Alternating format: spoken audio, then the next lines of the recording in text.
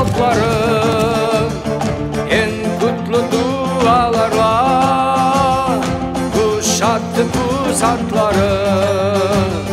At üstünde al der, Kızıl Elma izinde, 3 kıta 70 ülke dirilişin peşinde. Hey!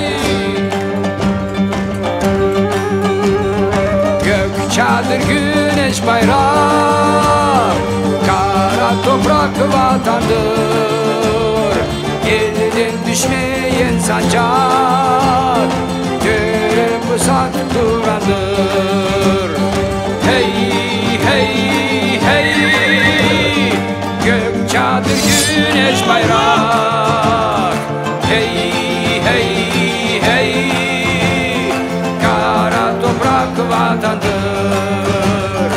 Hey hey hey, elden düşmeyen sancak, hey hey hey, gören pusat durandır. Türkler gelecek. Adaletin kılıcı, yiğitliğin yurduyuz, zalimlerin yavuzu, cesaretin kurduyuz. Şafaktanı söküyor, gece güne dönüyor, mazlumlar bayram etsin, İşte Türkler geliyor.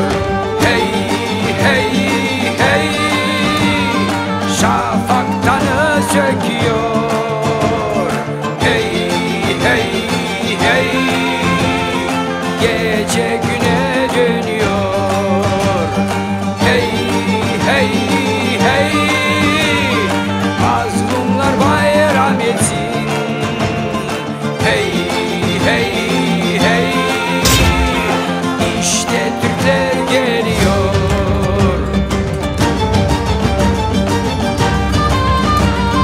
Türkler geliyor, Türkler. Türkler geliyor. At üstünde al der, aksakallı kocalar, Türkler geliyor, Türkler. 17 Ocak'ta sinemalarda.